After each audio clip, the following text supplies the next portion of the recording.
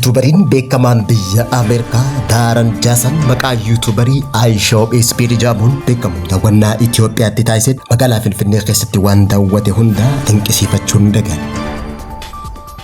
Pirezidaantiin Eertiraa Isaayyaas Afwerqii lola galaana diimaa duuba qaamni biraa jiraachuu himuudhaan lola Itoophiyaan duratti labsuuf deemtuuf diroonii fi meeshaaleen waraanaa gurguddaan biyya alaatii galaa jiraachuu quba qabnaa jechuun dubbatuun dagan. Gamtaan Emireetota Arabaa walii galtee Soomaaliyaa wajjin qabdu addaan cituu hordofee waraana isii Soomaaliyaa basaasuu keessaa akka bahan ajaja dabarsuun dagame. Daawwattootaa fi hordoftoota lammii miidiyaa nageenyi keenya bakka jirtan maratti isin dhaqqabu. Kanneen amma dhageessan hangafoota oduu teenya guyyaa irraati amma bal'ina oduu isinitti himna. Daaran Jaasan dargaggeessa ka'umsaa fi dammaqina olaanaa qabu maqaa iShop Speed jedhamuun beekamu YouTuber jabaa sadarkaa idil addunyaatti beekamtii gonfatee ta'u YouTuberiin kun guyyoota lameen dabran kana arduma Afrikaa biyya ollaa Itoophiyaa Keeniyaa turuudhaan guyyaa irraa ammoo magaalaa teessoo gamtaa Afrikaa taatee Finfinnee daawwachuuf akkuma dhufeen ministeera aadaa fi turizimii Itoophiyaa Adde Salaamaawwit Kaasaatiin simannaan addaa taasifamee fi dargaggeessi YouTuberii jabaa ta'uun beekamu kun wayita magaalaa Finfinnee seenuun tamsaasa kallattii Finfinnee maal akka fakkaatu daawwattoota biraan gahaa ture keessatti ummata Itoophiyaa dinqisiifachuun ibsame. iShop Speed dullummaa isarraa kaasee taphattoota kanneen akka NBA 2K fi Fortnite taphachuu baay'ee kan jaallatu yoo ta'u yeroo taphatu kanattis yoo mo'ame baay'ee kan aaruu fi akka sareetti iyyuun dutuun kan beekamu ta'uu isaati. Akka gabaasni waa'ee YouTubera kanaa ibsee bahee mul'isutti Daaran Jaasan kun guyyaa tokko taphatee injifatamuun aarii fi mufannaa isaa kana akka sareetti dutaa viidiyoo waraabeen YouTube isarratti maxxanseen. Viidiyoon sunis baay'ee jaallatamuudhaan namoota hedduun ilaalamuun dinqisiifannaa argate. Viidiyoon sun kallattiin jireenya isaa jijjiiruun YouTube jabaas akka ta'u amanuudhaan itti fufee jiraachuun ibsame.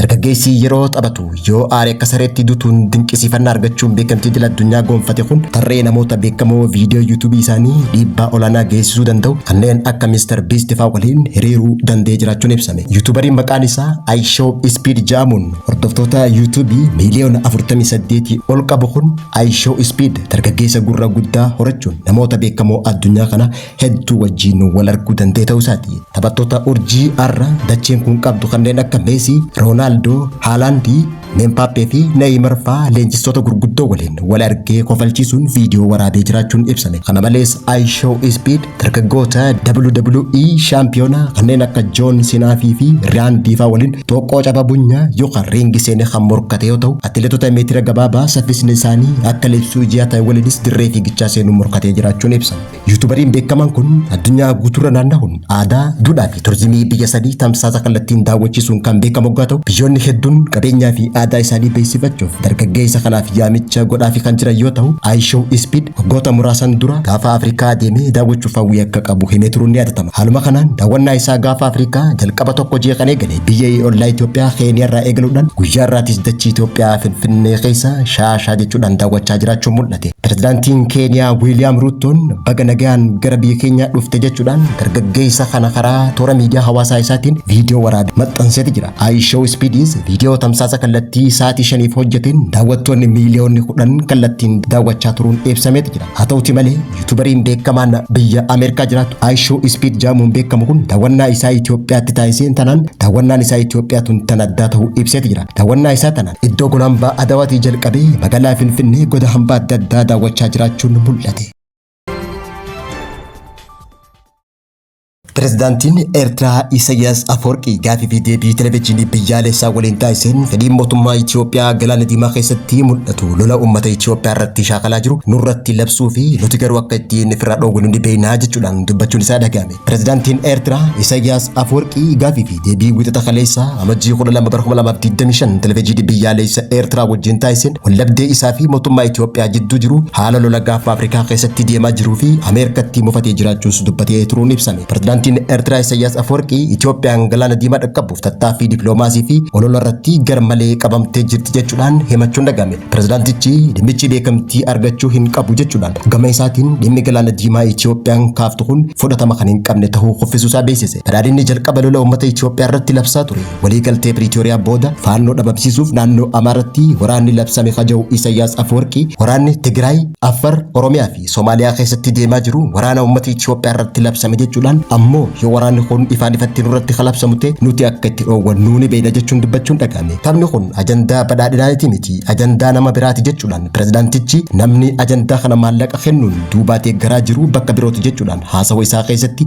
ajandaa galaana diimaa ajandaa mootummaa Itoophiyaa akka hin taanes kaasetti jira. Pirezidaantichi gaafii fi deebii taasiseen namni rakkoo akkasii dhiibaa jiru dadhabaa kiishaatii fi abshaalummaa fi araadummaa kan hin qabne jechuudhaan nama ajandaa galaana diimaa kaasuu kun daqiiqee jiraachuun mul'ate. Kana malees pirezidaantiin Eertiraa Isaayyaas Afwerqii diroonii fi meeshaan waraanaa lola kana jalqabuuf gara Itoophiyaatti galfamaa jiran jiraachuu dubbachuudhaan shira kana hunda duuba qaamni biraa ni jira jechuun kaasee jiraachuun ibsame. Pirezidaantiin Eertiraa Isaayyaas Afwerqii gaafii fi deebii kaleessa taasise keessatti Ameerikaatti mufannaa qabus dubbateeti jira. Akka Isaayyaas Afwerqii jedhutti hariiroo Eertiraa fi Ameerikaa jidduu jiru fooyyessuuf akkuma jalqabeen gufuun isa mudachuu ibse. Isaayyaas Afwerqii Ameerikaa wajjin hariiroo jiru fooyyessuuf akkumaan jalqabeen deebiin faallaa Waashingitan irraa nagee jechuudhaan ibsa dhiyeenya kana ministeerri dhimma alaa Ameerikaa Eertiraa keessatti investimentii gochuun hin danda'amu jeettis mufannaa qabu ibsuun mul'ate. Gamtaan Imireetota Arabaa waliigaltee Somaaliyaa wajjin qabdu addaan cituu hordofee waraanni Somaaliyaa magaalaa Basaasoo keessaa akka baaniif ajaja dabarsuun dhagahame. Gamtaan Imireetota Arabaa yookaan United Arab Emirates waliigaltee nageenyaaf ittisaa mootummaa Somaaliyaa waliin qabdu Maqdishoo irraa addaan kutuun erga ifoomeen booda meeshaalee waraanaa hojjettoota nageenyaa isaa buufataalee Somaaliyaa adda addaa irraa bahaa jiraachuun ibsame. Akka gabaasa tajaajila oduu bahaa jiddu galeessa Afrikaa mul'isetti United Arab Emirates meeshaalee waraanaa Somaaliyaa magaalaa Basaasoo keessaa qabdu saffisaan baasaa jiraachuun gabaafame. Basaasoo magaalaa buufata doonii naannoo Pootlaanditti argamtu keessatti guyyoota dabran keessa sagalee cimaan xiyyaarota gurguddoo buufata qilleensa irratti qubatan dhaga'amaa akka tures ibsameeti jira. Xiyyaaronni fe'umsaa IL-76 jaaman kanneen meeshaalee waraanaa ulfaatoo fe'an guyyaa tokko keessatti hoggujaa qubachuu fi ka'uu danda'an akka kaaturan ragaan hordoffii mala xiyyaaricharraa argame mul'ise. Ka'umsii fi qubannaan xiyyaaraa kun waggaa lamaan dabraniif yeroodhaa gara yerootti mul'achaa kan ture caala amma saffisaa baay'inaan raawwatamaa jiraachuu tajaajilli oduu baha jiddu galeessa Afrikaa jiraattota naannichaa waabeeffachuun gabaasetti jira. Namni taatee kana ijaan arge tokko tajaajila baha jiddu galeessa Afrikaatti akka himetti yeroo duraa xiyyaarri fe'umsaa dhufuu battalumatti gara xiyyaara biraatti ce'amaa kan ture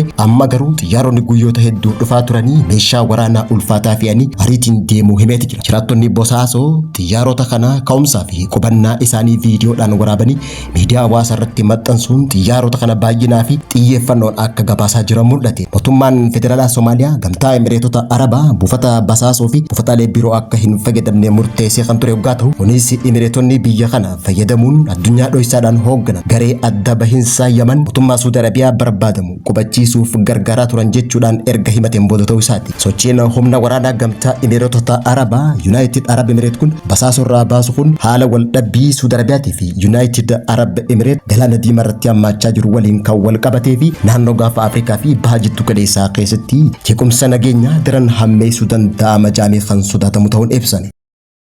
Daawwattootaa fi hordoftoota Lammii Miidiyaa irraa oduun yeroo kanaaf qabannee dhiyaanne kan hanga ammaatti hordofaa turtanii turtii gaarii.